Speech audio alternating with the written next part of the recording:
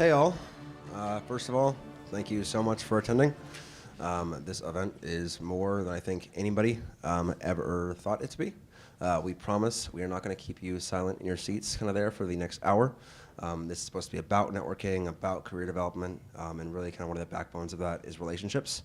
And the people sitting around you right now are the relationships you'll carry into the rest of your career. We are going to get started here in a couple minutes. But first, we did have a bit of a traffic issue with one of our panelists. He'll be joining us here in about 45 minutes. But Jack Thompson, while he will be here for the Q&A, will not be here for the majority of the panel. Joining us instead is our very own Soho Divers, who will introduce herself here in a amazing.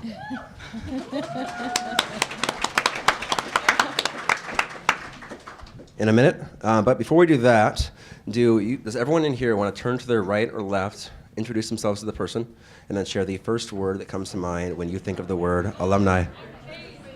Ooh, that's a good question. That is a good question. Yeah. That's a great question. I like that too. It gets people interacting. Question, mandates, and they pull their hands up. Pull, people, their hands are already up, and go from there. You guys do?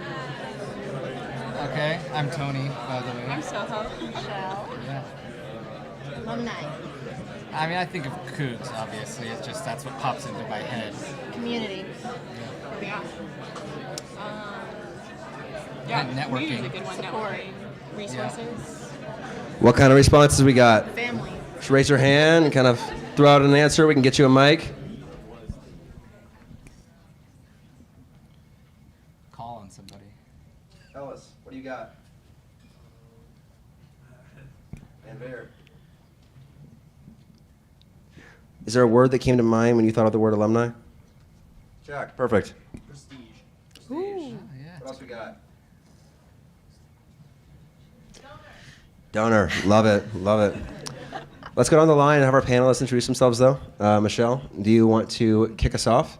Kind of share a little about yourself, kind of your time in Pullman, and then kind of what word you thought of? Well, I'll start with the word that I thought of, and I thought of community, because I've been in this community since I was here in school. And so I came here, fell in love, and now that I get to give back as the Assistant Director for Student Engagement and Career Development in the Carson College of Business, I get to continually give to students and give back. And how have your views on student engagement and organizations changed during your time in your role at Carson? Student engagement has definitely changed, and I think that all of you would experience that. When we first started the Next Carson Coug, there was outstanding engagement, and then we had to go indoors for a while. What we're finding this year is that engagement is coming back, and really at a very deep level. So students are not just engaging, they're also thinking about that engagement in a different way. Tony, do you want to follow up from there, a little about your kind of career and kind of time in Pullman? Yeah, my name is Tony Poston. I'm the Executive Director of CougsFirst. I've been in that job for about 8 months now. For the past 10 years, I started a company some of you guys may have heard of called College Hill. We do branded merchandise, so probably 95% of you own a shirt that College Hill has made, so thank you guys for that. I graduated from WSU in 2008, and I hopped in a van with 6 of my best friends and toured the country in a pop punk band for the summer.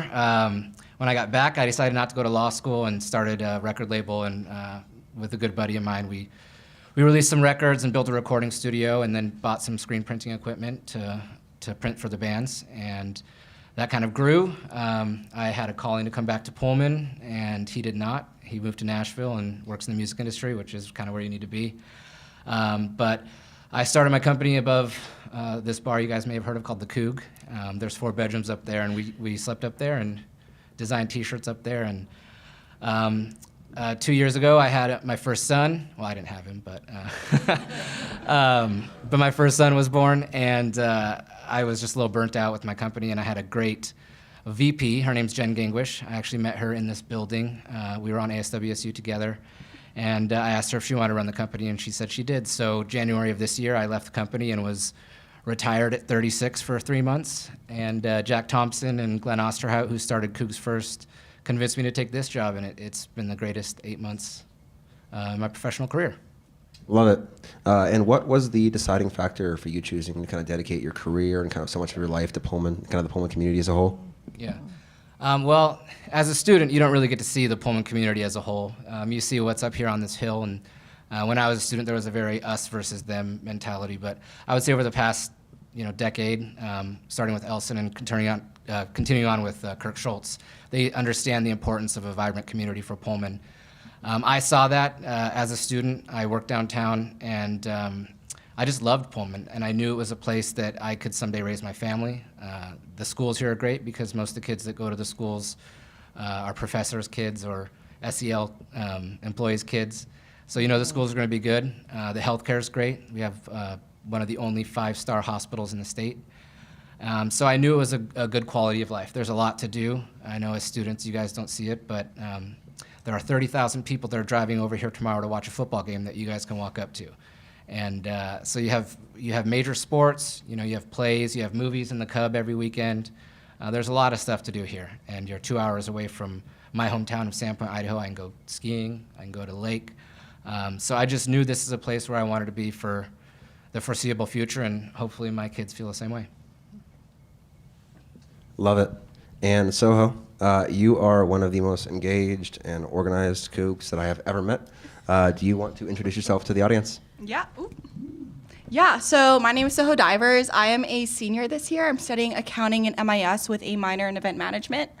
I've been here for 4 years. I was here through the pandemic, and I really I suppose it sort of came from a place of boredom, but I just signed up for so many different things, got engaged in, again, just so many different things. ASWSU, I was on the sub for a little bit, the bookie, I've been on different advisory boards, and I didn't realize how many resources and how many things to do and things that are really going to develop you as a person there are available here on campus, and I just absolutely love it. And also, Michelle, you kind of mentioned, when you think of Cougs, you think of community, and that's why I came here. Kind of a cliche. I visited here for a football game with my uncle, and I was not going to come to Wazoo. I had plans to go across the country, and then just the community and the feel and just how nice everyone was just really solidified it, and it really felt like home. So, yeah. Love that. Yeah, thank you so much. And audience, thank you all for attending. It's going to be an exciting hour. Let's kick it off. We're going to start with turning it back on all of you. Could I get a show of hands of how many of you have heard of the organization that this kind of panel is all about? CougsFirst being. Wow, that's good. I got some work to do. Hey, that's good. That's good, but I got some work to do. Now, out of everyone who raised their hands, is anyone brave enough to describe the organization in their own words? Raise your hand back up. I have a gift card to the Coug for whoever can describe CougsFirst. There you go, right there. Scott, let's get you a mic.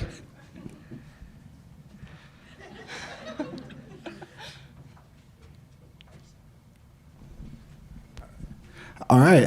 Yeah. So, from my understanding, CougsFirst is really a alumni network that connects alumni from Washington State with current students, and really just helping out with networking opportunities, possible career opportunities, and just really cultivating the culture that we have here at WSU about Cougs helping Cougs, and yeah, really just helping us all progress and being better at whatever we really want to do in life. And Michelle, how would you say that is similar or different to your views on the organization from your time in Carson, obviously working with student engagement and kind of on-campus orgs pretty heavily? Well, when you think about CougsFirst and having it be Coug-owned businesses, that's one of the things that we think about when it being a trip I took with my husband when we first got married, and he wore a ratty-tatty, the worst tank top WSU. I think he had it from when he was 12. And I said, please don't wear that. Oh, no, I'm wearing it. He wears it with pride. We go to get snorkeling equipment, and it was a Coug-owned company. And they saw that he was a Coug. Is this in Hawaii? Of course, it was in Hawaii. I know that company. And Coug family. And Yeah. what happens is, he tells everybody in the whole store, whatever this couple wants for the entire week that they're here, they can have. And of course, he looks at me and says, do you like my tank top now? And so, you know, when we think about what that type of engagement is, that is why I say community. Because I was in Hawaii, and I was with my husband, and we were a part of that man's family. And that's the kind of support that Cougs give Cougs. So the Cougs helping Cougs, that Coug spirit, that's what I think of when I think of CougsFirst. And here are people who are Cougs that went through Carson or went through the university, understand what it's like to be here in Pullman, and they already feel connected to you. Because when we're here in this residential area of Washington State, you're here. And so these are the people that you hang out with. You don't necessarily run home every single weekend because it might take you 6 hours. And so that's where I think that CougsFirst really comes in, and they're wanting now to give back to the students that they were. And so that's who's sitting in this room. And so to me, that is the epitome of what the Coug spirit is. Love it. And students kind of in the audience, how does that resonate with all of you? Would you guys say that you kind of agree with that? Do you guys like that? Do you guys see kind of that same sense of family and community in the Pullman community? How many of you want to own companies that come back and be a part of CougsFirst and hire Cougs? Does anybody in here want to go into sales? Okay, a few of you. Being a Coug is the easiest way to get your foot in the door. I've sold probably $30 million in t-shirts in my career, and that is the easiest sell, just saying you're a Coug. You'll get the meeting because you're a Coug. Love it. Love it. Tony, as the executive director of CougsFirst, do you want to bring it all together for us? Describe the organization, kind of what's its purpose, kind of what's it about? So CougsFirst is right in the name. We want everybody to think Cougs first for all of their products, all of their services, and all of their hiring. And that's kind of the whole mantra. And it isn't just student focused, but we really need to start with students. You guys start now, and you go and apply to a job, see if it's a Cougar-owned business. Because I can guarantee you, I've hired over 200 Cougs in my life. The ones that say Washington State University under education go to the top of the pile every time. But it's a no-brainer with products, with services. You know, everybody has a car. Why not buy your new car from a Cougar-owned car dealer? Because you're going to go in there, you're going to ask for the sales rep who's a Coug, and you're going to get the best deal. Why not use a Coug that's a realtor? Why not get your mortgage from a Coug? Because those people are going to go to bat for you. You know, if you're looking for wine for your wedding, if you're looking for a wedding DJ, if you're looking for beef, anything that you're looking for, there's a Coug in every industry. And we just want that to be on the list of criteria. Obviously, you look at price, you look at convenience, you look at, is it the product that I want? But we want people to think Cougs first for everything. Yeah? Well, and they come into my office and sit down, and they might be the CEO and president of a $500 million company. And they say, I can hire right now 15 accounting majors. Can you get that for me? Just a minute. But they do that all the time. They come to us, so it's not a passive energy that's happening with CougsFirst. They're coming to the campus as well as you should be going to them. So it should be that reciprocating benefit both ways. Love it. And Soho, with what Tony just said, how would you say that relates to on-campus organizations? Ooh, that's a good question. Let's see. Well, I think first of all, you know, the community and being Cougs are, you know, again, such a huge thing. Michelle, it's funny you bring that story up of that snorkeling shop, because I grew up in Hawaii, and I remember passing that and remembering that story and just being like, wow, I chose the right school. But also just speaking to kind of like the business owners and, you know, the network of Cougs and CougsFirst. I know we're in classes, we're taught, you know, if there's a company or, you know, something that you're interested in, go to LinkedIn, search for people at that company who also went to Wazoo, and then just reach out to them. And I've had a lot of success with that. I mean, people are just so willing to help each other, again, because we just have this Coug connection. And I think it's something that a lot of us are not aware of, just how powerful that can really be. Mm-hmm. Tony, why do you think that is? I think it's because we all made those long walks to class. We have that, you know, Thursday night mug nights at the Coug, lining up for games at Martin Stadium or Gisa Field early. You know, so we just kind of know, and we don't go home every weekend like that school across the state, and we create that bond. It starts here at WSU though, and I started out in the music industry because of the experience I got working for the Student Entertainment Board, planning concerts in the ballroom right there. And I designed my first T-shirt for a philanthropy for my fraternity, and that was kind of a precursor to what I do. But the woman who's running my company now, and she's doing a hell of a job, and I knew she would run the company since the day I hired her to be an account coordinator, and now she's our CEO. Because when I was on ASWSU as director of communication, she was the chief of staff, and she was pretty much keeping us all in check. So the people that you're sitting next to, the people that you're at your meetings with, those are the people that can really help you along in your career. And I certainly look at people who are involved in things at WSU, and yeah, grades are awesome, like definitely be studious, but make sure that you're involved in things, and you guys are obviously here for a reason. So hopefully not just for the amplifier credit, but But that doesn't hurt. but that doesn't hurt. So, but yeah, get involved, because I learned more in that, in the involvement that I had with those organizations than I did in any of my classes, because I actually didn't graduate from the Carson College. It wasn't called the Carson College back then, but my GPA wasn't strong enough because I was involved in everything. So I feel that. Michelle, would you say that community and kind of the environment of WSU is something unique to WSU compared to other universities? Well, I'm a Coug, and my parents are Cougs, and my grandmother's a Coug. But I have some relatives, we won't say their names, that are not Cougs. And it is a different experience. I think that it is a camaraderie that is not to be misplaced in your mind or your spirit, because it's there whether you intend it to be or not. So, and you don't even realize what it is until maybe a few years later. But I do think that it's unique.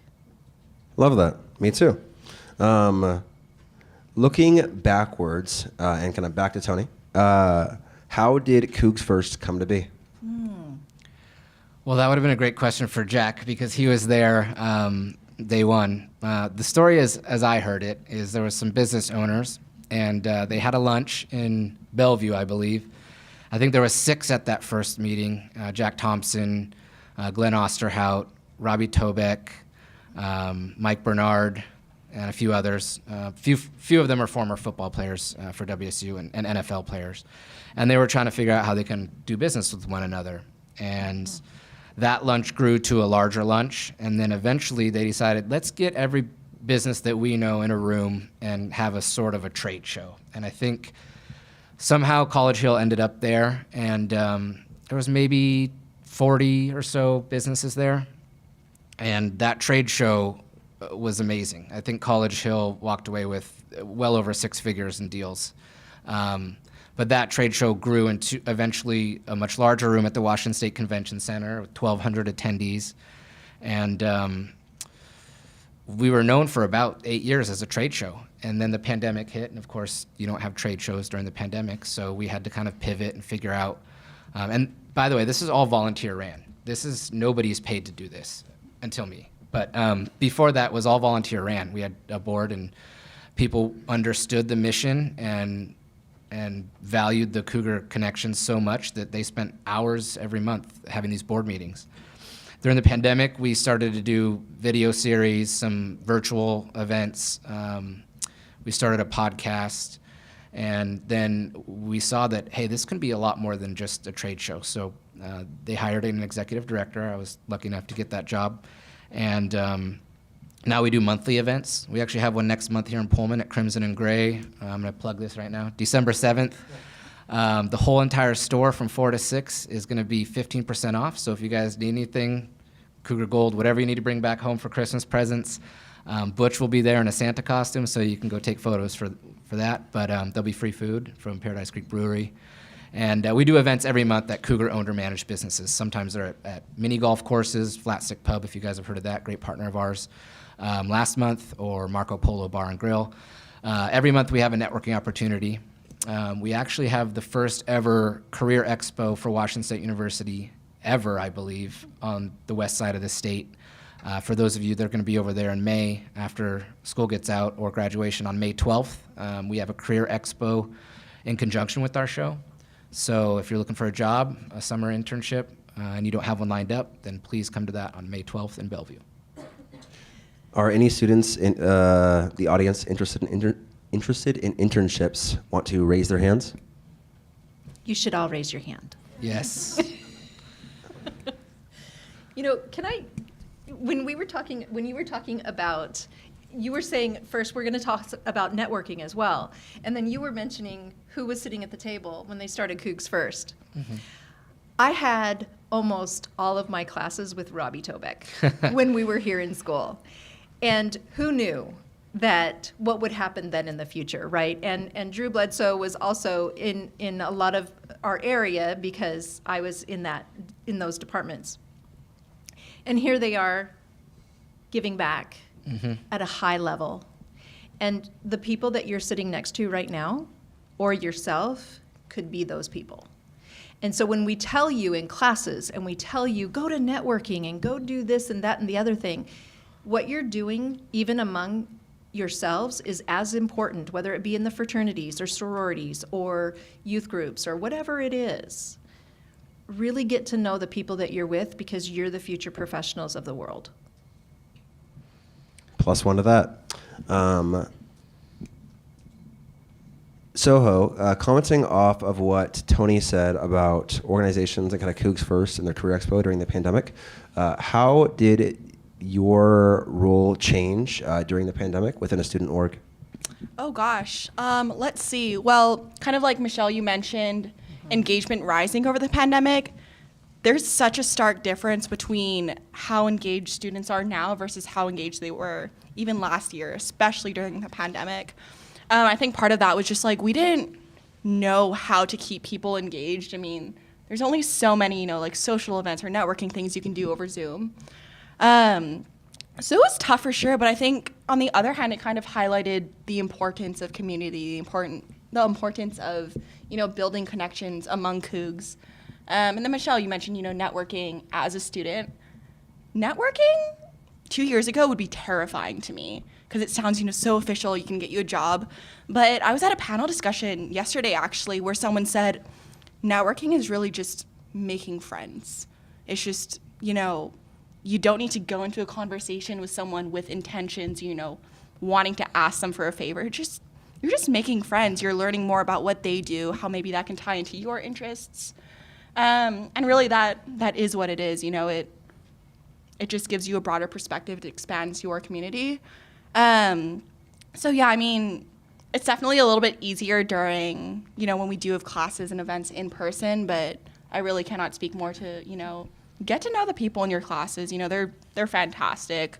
I know a lot of the people that I am friends with now, like I probably wouldn't have known otherwise if I hadn't gotten engaged in different organizations and just said hi, really.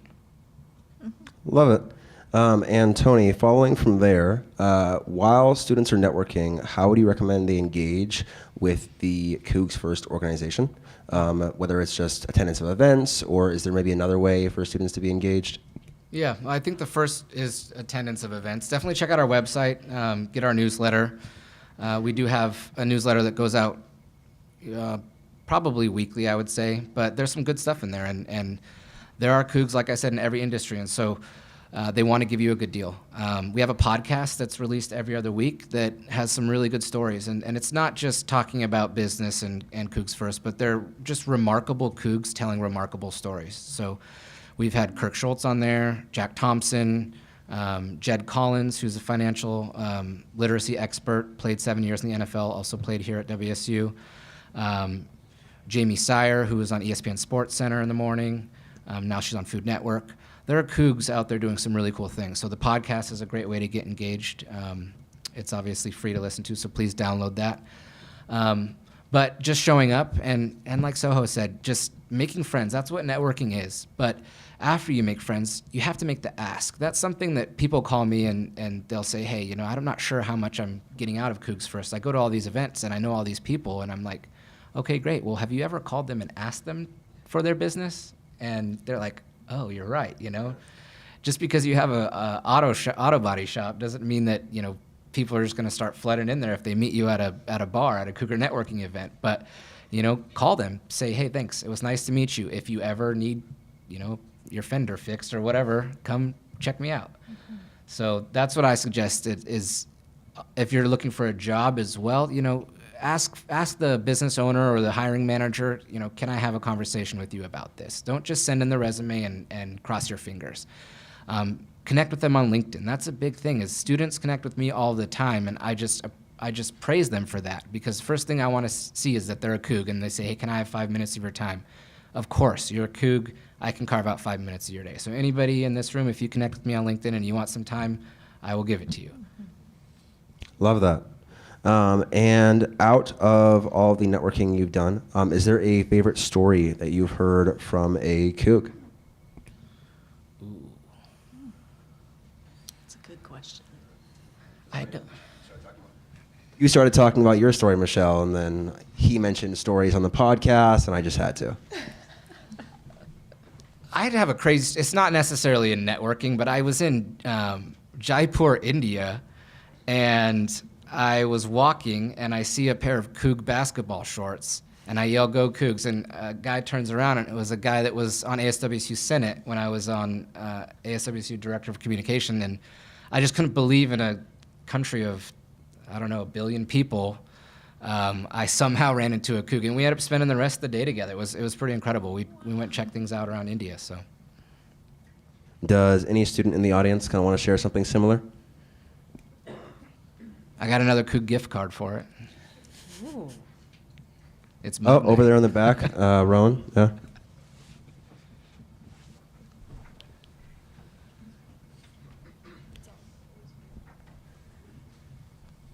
Every time I go fishing, I probably get 3 Go Cougs when I wear a Coug shirt. So, and I'm from San Diego, for reference. Where are you fishing? Ocean. Oh. We're out there on boats, scattered away miles apart from each other, and one boat comes up and yells "Go Cougs," That's awesome. and it's not an isolated experience. It's pretty consistent. My dad, drives around, wearing his Coug shirt, and he'll still get people who say "Go Cougs." It's an everyday thing. We got to get you a flag to fly on that boat. You do that. Yeah. What's your name? Spencer. Thank you, Spencer. And Tony, moving back to the event that CougsFirst is hosting in May, how do students attend? Well, it's free to attend, so you can register. Registration won't go up till the beginning of the year, but it's free to attend.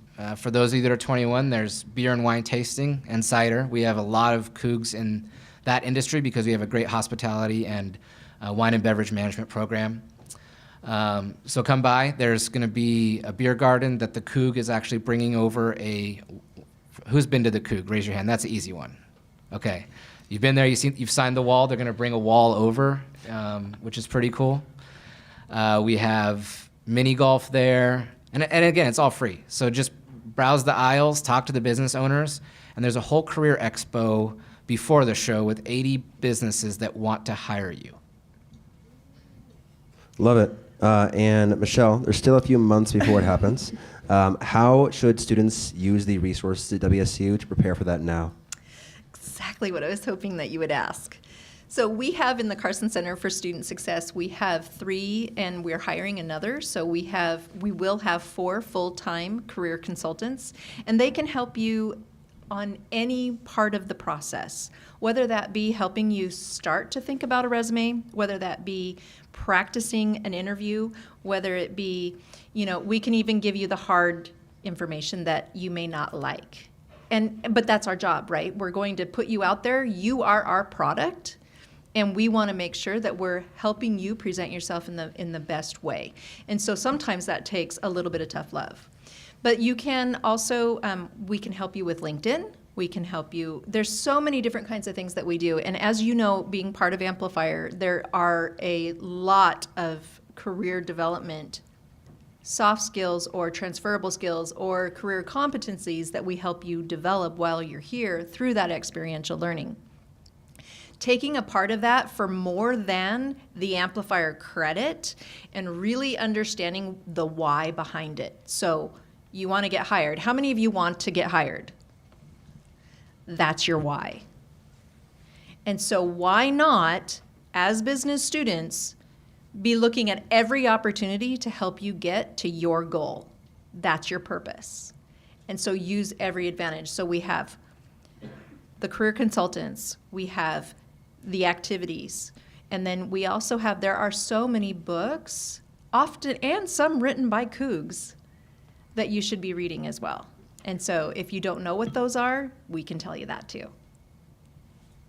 Love it. And Soho, you are one of the busiest Cougs that I know as well.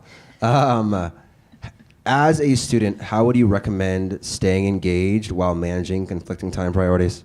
Oh gosh. Okay, yeah. So I use Google Calendars religiously.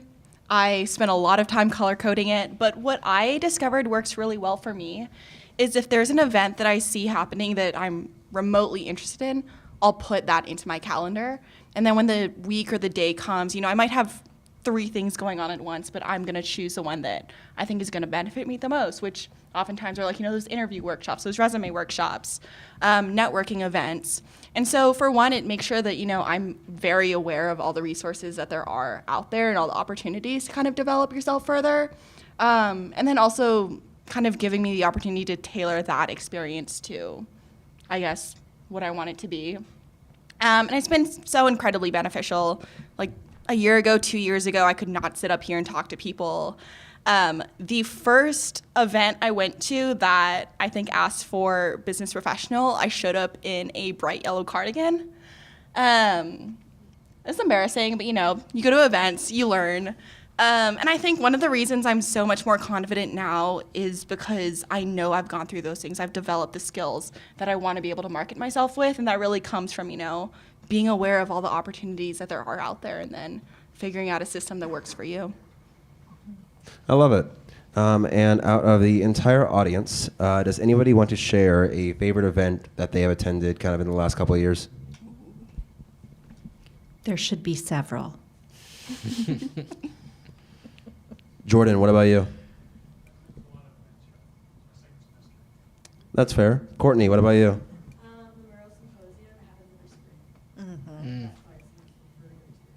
Murrow Symposium? Yeah, it's really good. Love it.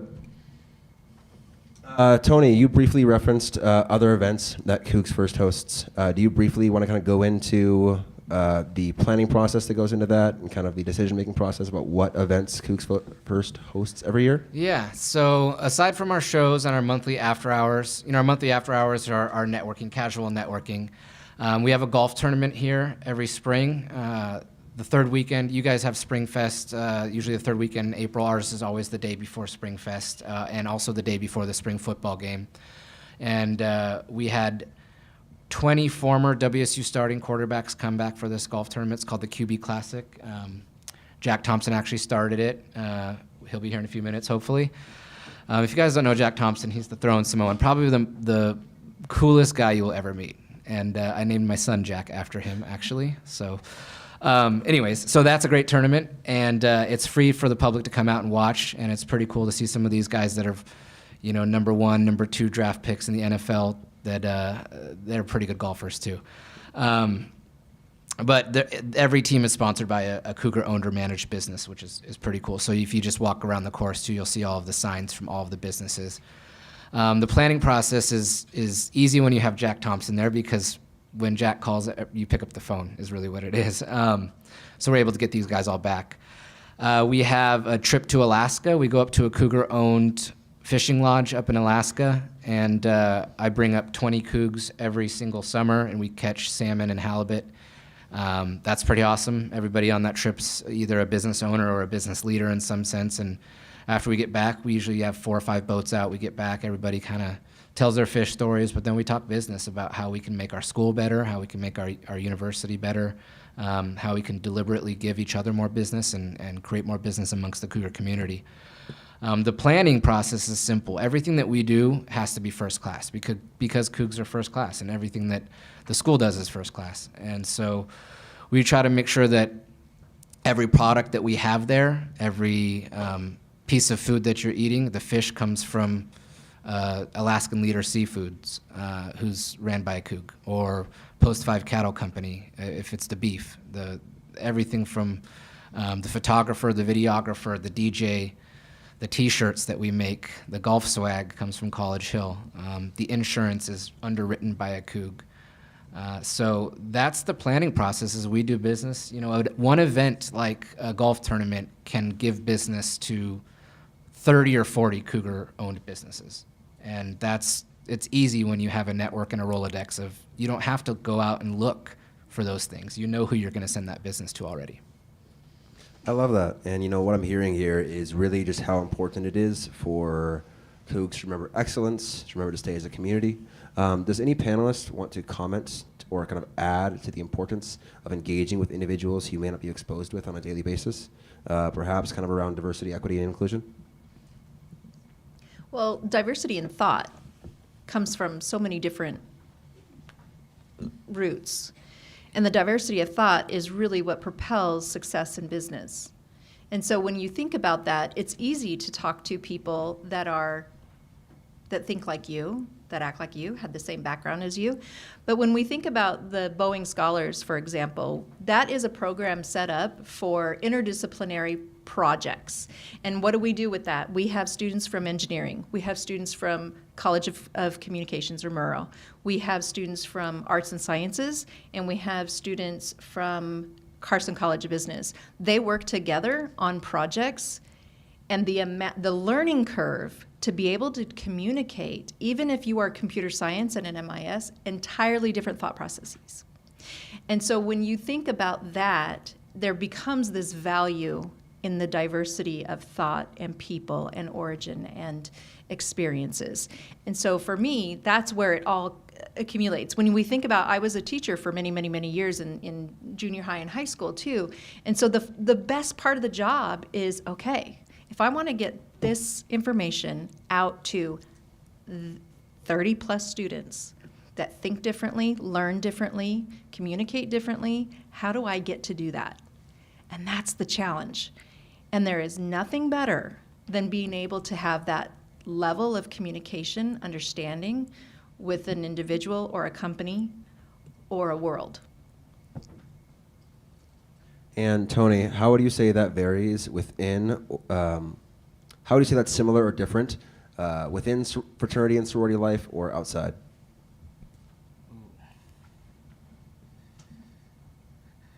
You know, I never really thought about that. Yeah, I'm sorry, I can't answer that one. Sure. Within alumni networks, Soho, what do you want to comment on kind of what you think is special kind of about the Coug family?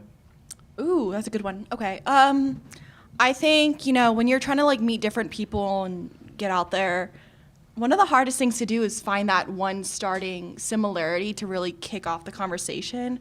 But being a Coug, I mean, you have that. It's already ingrained in everything that you are. So I think that's, again, going back to the whole community and network, train that we've been following, it really is so incredibly important. Edwin, it's interesting you mentioned, just diversity, and then Michelle, among different colleges and different students. The majority of people I hang out with are in the business school because that's just, who I have all my classes with. We're in the same types of business clubs. But when I hang out with friends that are, either in engineering or, something completely different, it's always shocking to me how differently we think. And this is sometimes in like the smallest, silliest ways where I'll be hanging out with someone in architecture and they'll start commenting on, how a building is formed and I guess just the design and how it really impacts the space. Or I'll talk to someone in engineering and they'll talk about how, it's kind of silly, like how a table is structured and how that affected, what we were doing. And it's just being able to expand, I guess, your network, honestly just brings so many different perspectives. And again, it comes down to like, we already have that one thing in common. We're all Cougs, which is just a fantastic starting point. It's like learning another language, Oh, but you gosh, have yeah. a base. And guys, all of this is about developing your career. I mean, the purpose of building relationships, not only to live, a meaningful and kind of exciting life with others, but the purpose of WSU is about building your career. It's about growing and getting you guys into those industries that you want to go into. Could we get a show of hands of how many of you in the audience have encountered any kind of roadblocks or challenges in maybe the interview or hiring process?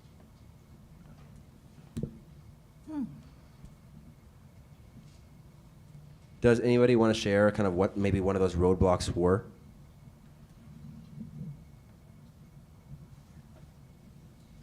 In the back?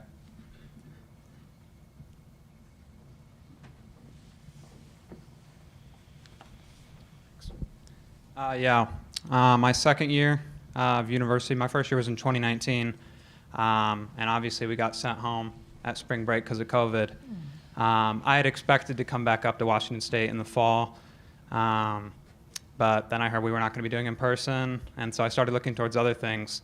And amongst those things, I came across offices in D.C., and I started applying to all these political offices and members of Congress over the course of 2 months during the summer from when I found out we weren't going to be going back up.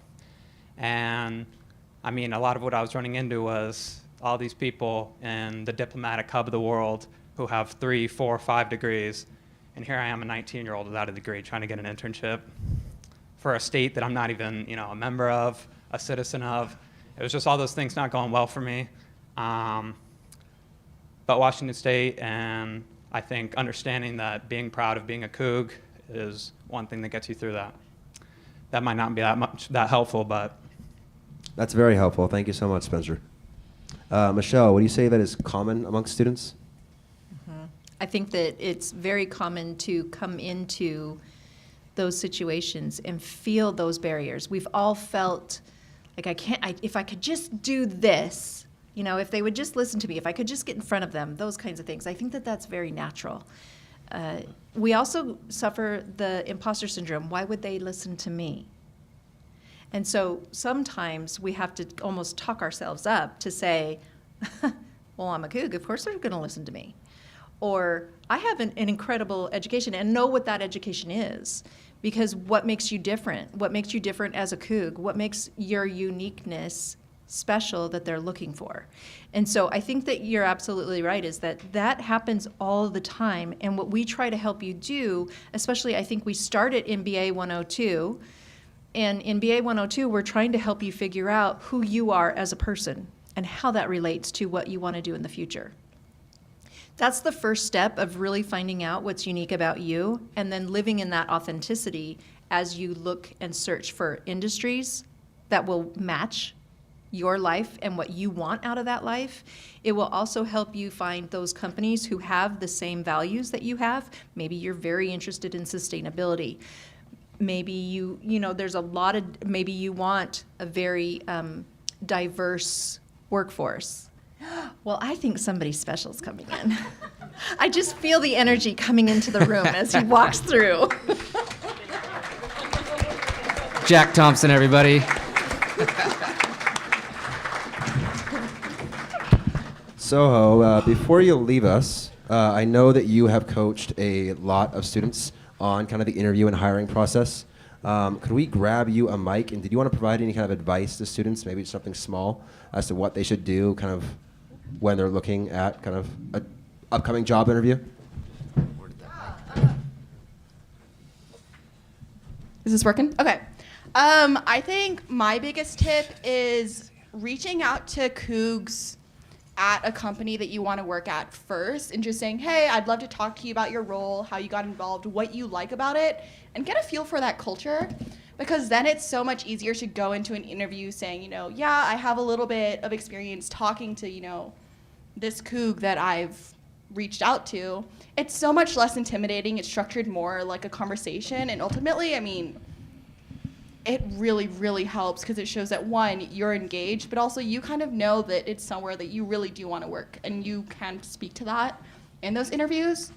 So yeah, just reach out. Don't be afraid to talk to people that you don't directly know because, again, Cougs are so incredibly kind to each other that it's really a benefit that you can't find anywhere else. Can I add to that? Absolutely. And Soho, thank you so much. Okay, let me add to that. Yes, reach out to people, but don't waste their time either. So some of the people that you might be reaching out to are maybe VPs, maybe they're CEOs, maybe they are engineers where their projects due. If you say, hey, can we meet for coffee and I would like to do like an informational interview, and you arrive and you're not prepared, you haven't done your homework, you are wasting their time, and their time is extraordinarily valuable. So that's one of the things that you have to think about. Be very strategic in everything that you do, because it matters. That person will remember it. And you may get, and this actually happened to my son, you'll get told, don't waste my time ever again. So an hour when you're making $450,000 a year is a lot of money to give to someone who comes unprepared. I love it, and that's fair. Tony, from the perspective of a business owner or perhaps an HR manager, what kind of challenges do the interviewers kind of encounter in kind of the whole interview and hiring process? Yeah, make sure that you have your resume cleaned up and it's with relevant information. I got a resume. Actually, I want to introduce Angela, who's our admin at CougsFirst. It's not your resume, but somebody who applied when I hired you had a 7-page resume, and it was kind of interesting to go through that. Some of this stuff was really relevant, and I would have liked to interview the person, but then I realized that they had a 7-page resume, and that's not somebody I want to work for us. So make sure that you clean that up, and then do the research on the company. When I was running College Hill, I probably interviewed 500 people, and less than half of them really knew what College Hill was. It's like, I think you guys make t-shirts for frats. It's like, well, not exactly, you know? So make sure that you know the history of the company a little bit, because I'm gonna ask you those questions. If you can't read over our website, then how can I expect you to do your job well? So a lot of the about section is important when you go to a company's website. They want you to know what they do, what they stand for. If they have a core values on their website, it's important to know, because you want those values to align with your own. So make sure that you're kind of studying up on that, and it will impress them, I assure you, if you say, I love your core values and some of my own are very similar, and then give those examples. I love it. Thank you so much. We have a workshop for that in spring, just saying. Attend. And Jack, thank you so much for joining us. What's Welcome to the panel. going on, Edwin? How you doing? It's a quiet group. It is a quiet group. We'll see if they get a little more kind of open and active here in the open Q&A here in a few minutes. Do you want to introduce yourself to the audience? Well, first I want to apologize. This is the first time I've ever been late to an event like this. I respect your time. I'm grateful that you guys all of you have taken your time to be here and to hear about the CougsFirst story and all the things that can affect your careers. So I had to start off by apologizing. I thought we left early enough, but there's this thing called construction in Snoqualmie Pass. It's forever under construction. Pisses me off. Anyway, so with that being said, I'm more than willing to stay behind long after we're finished here if you have questions or if you think I could be of help. We're Cougs. We help Cougs. So with that, I was fortunate to, Tony sent the link for this streaming YouTube event, and so I kind of caught up with what was being said at the beginning. Let me just say this. Tony's our executive director, and we couldn't be more lucky and more happy that he's leading CougsFirst. And it's going to affect each and every one of you because he's a lot younger than me, and he's going to take this to the next level. And he already has. The things that he's brought on board, the contacts that we've made. Last week, he and I paid a visit to 2 companies. One was a $65 million a year company, gross sales. Another was a brewery, and I got a free 6-pack to take home with me, as he did too. But this CougsFirst is a vehicle that is there for you folks, okay? When we started this 12 years ago, it was really quite comical, actually. You should tell a story because I tried to tell it off No, I memory. listened. You but- did pretty good. Okay. There were 6 of us. I didn't just make a bunch of stuff up. No, Okay. there were 6 of us. And for me, let me just share with you how the seed was planted in my brain to get into doing something like this and be crazy enough to follow through with it all these years. I wanted to buy, this is in 2009, and I was looking to buy a Ford Flex, true story, a Ford Flex, okay? It's a station wagon, for God's sakes. And so I picked up the phone, I called the athletic director at the time, and I said, you know what? If I'm going to spend this amount of money, I sure as hell am not going to want to spend it at a Husky dealership. And that was my logic.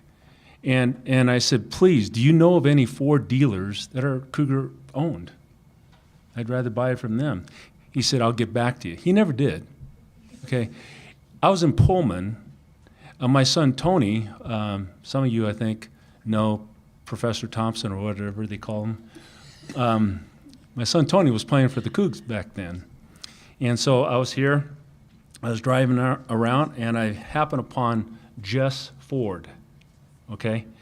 And I walked in, man, I looked around, and they had all these posters of, Cougar athletics. I'm thinking, this is a Cougar joint.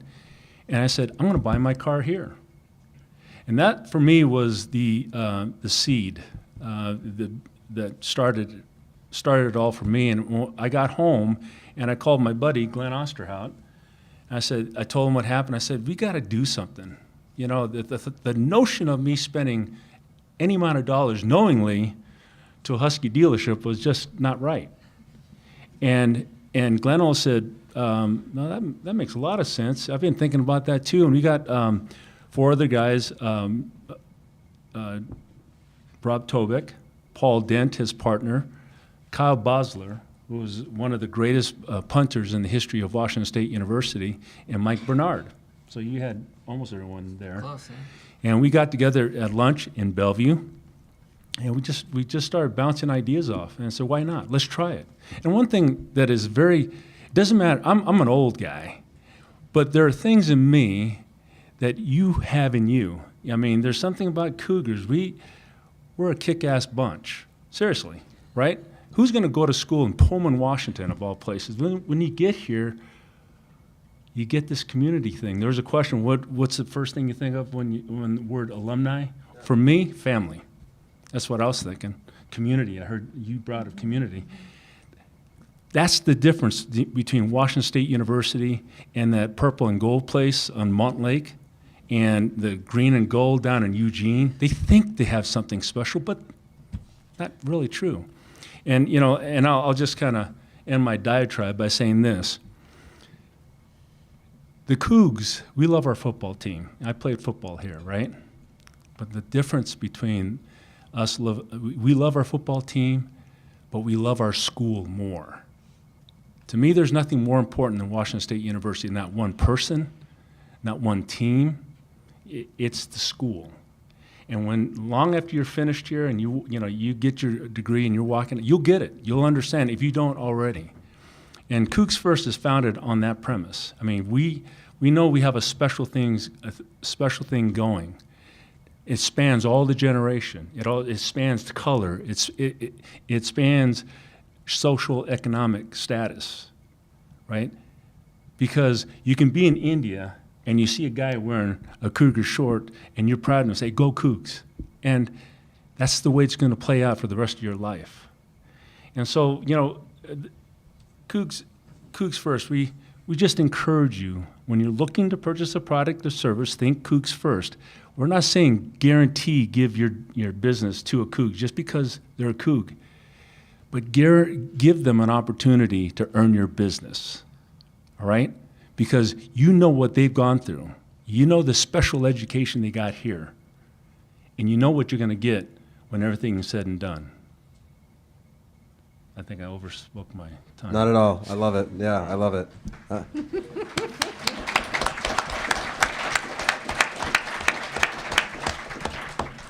Could I get a show of hands of how many people in the audience that resonates with or that want to be engaged with kind of CougsFirst going forward?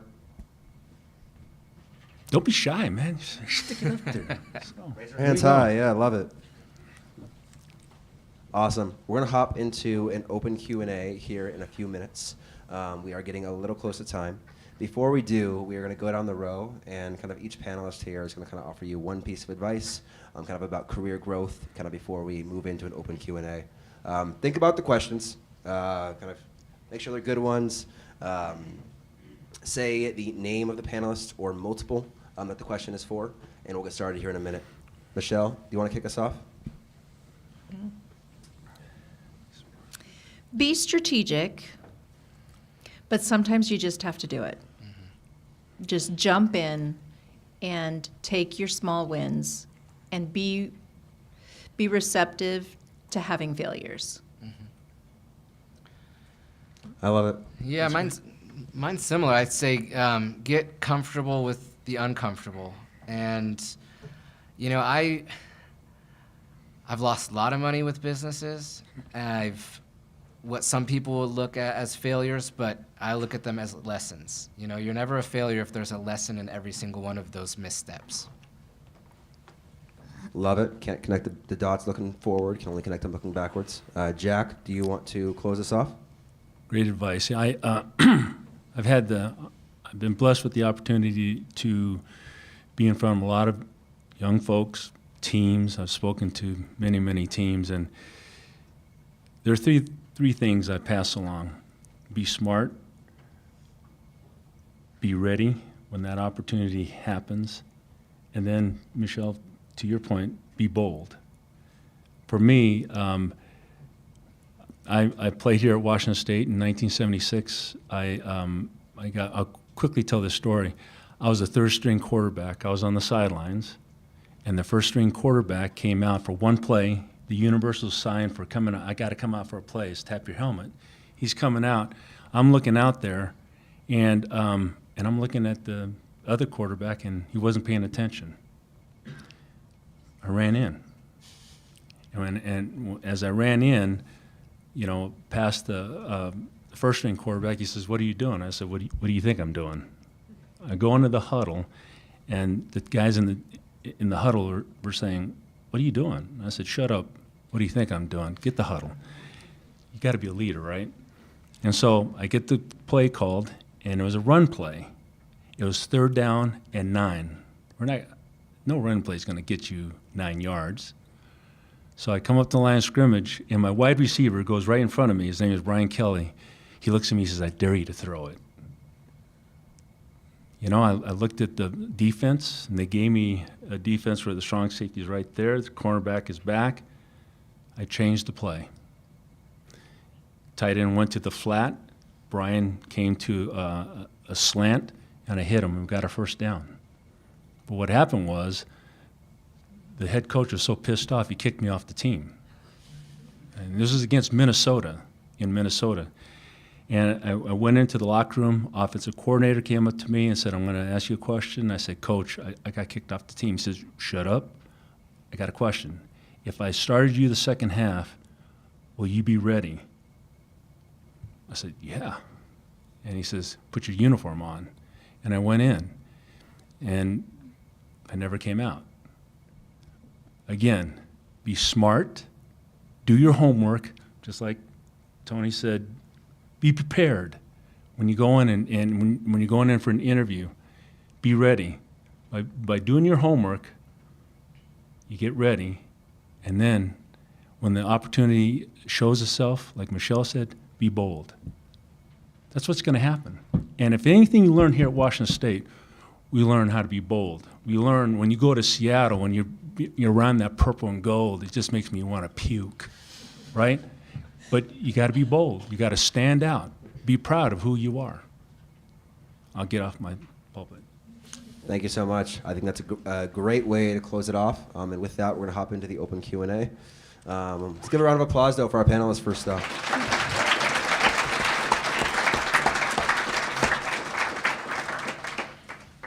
No question is out of bounds. Again, kind of please state which panelist your question is for. I think we got a hand right over here. Yeah, real quick, my question's for Tony. So you said you started College Hill in, I believe, 2009? December 2010 is when I moved back to Pullman. We didn't incorporate until, short story, it was actually Springfest. You guys know what that is. It's a concert. The owner of the Coug, because we lived upstairs, opened the bar early that day and made us breakfast. So I just remember it vividly. We were at the Coug at 7 a.m., which not a lot of people get to do. It's kind of a weird time to be there. But he made us breakfast burgers, and we sat there and we thought about the name. And I just looked around and I said, you know what? This is where I kind of became who I am, this neighborhood. And so that's why I named it College Hill. I know that's not what you're asking, but that's the story. Yeah. When did you feel like that College Hill was finally being able to take off and get on its own legs? And my second question is, how do I claim my Coug gift card? Yes. See me after. I got you. I'll actually just shoot you a Venmo, okay? But I knew that I had something when a competitor tried to buy us. I knew that if somebody's coming to me with the 7-figure deal, then that means that my company's legit. Yeah. Love it. And I think we had a question over here. Yeah? My name's Chloe, and I have a question for all of you. So as someone who does not have a lot of experience on my resume, how can I stand out from other candidates?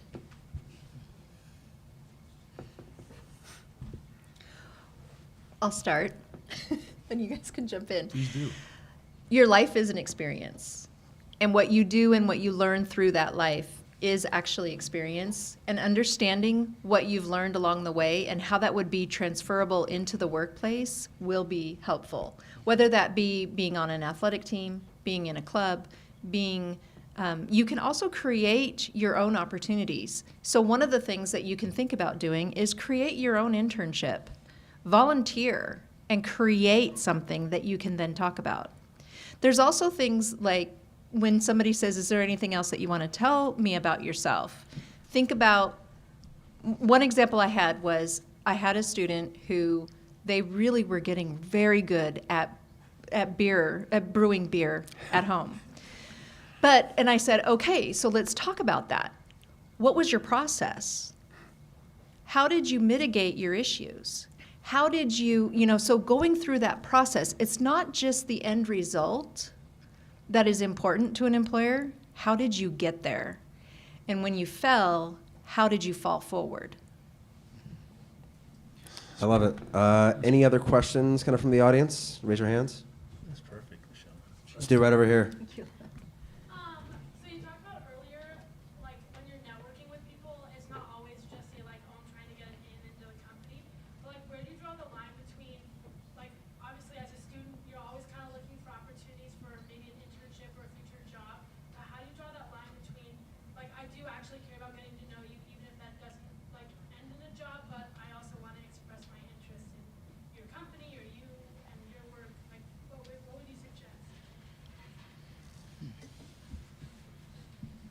Go ahead, Tony. I would just say be genuine with them, you know? I think that's important to be upfront and transparent that, yes, I value your time and I'd love to get to know you, but I'd also love to hear more about your company. I think that's what you have to do, just be straight up honest.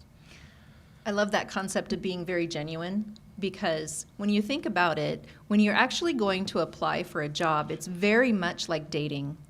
Because just because a company is interested in you doesn't necessarily mean you will be interested in them, and vice versa.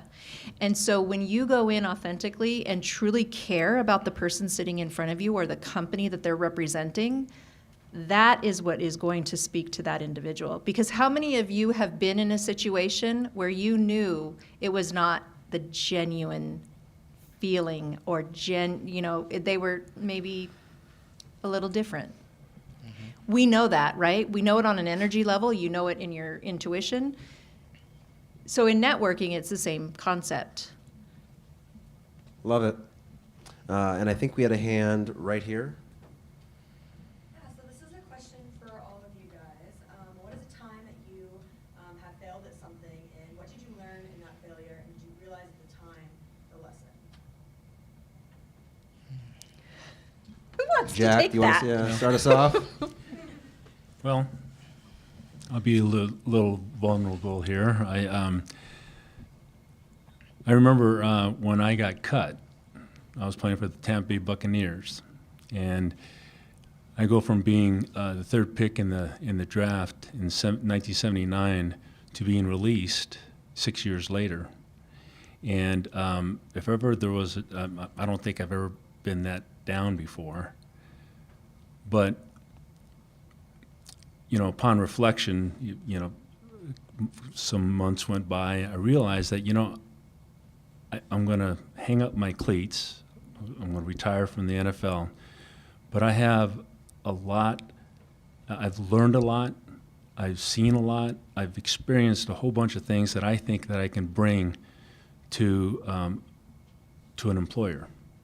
And I knew that this was when we were living in Tampa. We moved back in '89. And I had a lot of time to think to myself because I drove the truck that had our belongings in the back by myself all the way across the country. And I had a lot of time to think. And you know what was at the top of my mind? I had to re-engage with my friends in Washington State University. So help me. And it was the best thing I ever did. And to the earlier question about networking, you know what works for me when I'm sitting and talking to whoever, whether I'm interviewing someone? Eye contact. And being genuine. And being open. Not being shy, don't be shy, but be polite. And then people, whoever you're talking to, will tend to listen and want to listen. And whenever you're being interviewed by a Coug, it's in our DNA to want to help a fellow Coug. So take advantage of that by being prepared, being polite, being bold, because you're talking to someone who's predisposed to helping you. So respect that person when you step in. If your interview starts at 9, be there at 8:50. Okay? Be there early. And that's another show of respect. And you guys got a lot of great things ahead of you. I'm really excited for this bunch. Notice that none of those characteristics said perfection. A lot of the students that we work with think that they have to be perfect or they have to have the perfect answer. No. Right? When you're sitting in an interview, I better have this, I better get it right. That's not necessarily true. Some of the things you may say, I have no idea because I've never had that experience, but if I were, this is how I would approach it. Because we're all human. When they're hiring you, they're human too. They've made mistakes. They've had failures. So just know that perfectionism is overrated. They want who you really are and what you would then do. Love it. Thank you so much. Do you have any other questions in the audience? Right here. I have a question for Tony. You said you worked in the music industry. I was wondering how being a Coug changed your experience in the music industry from just going to any other university. Yeah, well, the first bands I ever booked played in the backyard of Phi Kappa Theta, and so that was the start of it for me. And then I became the concerts chair for the SEB, and I was that position for 2 years. So being a Coug, I would not have ever had those opportunities, and that was kind of my foray into the music industry. The two bands that I managed the longest were student bands at WSU, and one of them went on to do some great things, and we got to play on Jimmy Kimmel Live, so that was awesome. But I would never have met those guys if it wasn't for networking at WSU, and back then we had a student radio station that was actually housed in this building, the old Cub, before they remodeled it, and I was always in there talking to the DJs about what bands were up and coming, and this is back in the days of MySpace, so I was able to really figure out MySpace, and our record label did really well because of MySpace. But all of that I learned in the basement of this building. The SEB office was, I think it's still in the basement of this building actually, but the old Cub. And I spent probably more time in that SEB office than I did in the classroom, which is unfortunate. I love it. Thank you so much. Any other questions from the audience? Right here? This is for all of you. What makes a great business? Ooh, it's people, 100%. Michelle, Jack, you want to add anything to that? Yeah? Agree? Yeah? I agree. I totally agree. Awesome. Love it. And we're going to close with that on people. I cannot thank all of you enough for attending. We're going to hop straight into a networking session. Really across the entire panel, the entire thing has been community, engagement, and, you're surrounded at a foundational level by 120, 130, like-minded individuals who want to be engaged, who want to be here. It's engage with them. It's everyone wants to go and talk to a managing director, yada, yada, or whatever. But in 30 years, that's going to be the guy sitting next to you. So take it seriously. Be friendly. This event's casual for a reason. And with that, we close. To all of the student orgs who committed their time and kind of effort to this, Alpha Kappa Psi, Delta Sigma Pi, the IBIS Club, FIRE, thank you so much. To all of the departments at WSU, Carson, ASWSU, the Student Involvement Center for the pamphlet. Again, thank you so much. To CougsFirst, thank you guys so much.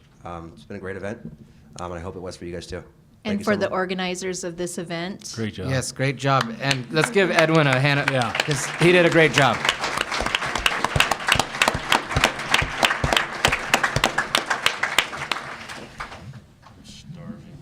Thank you guys. There is tea in the back, water in the back, bistro tables.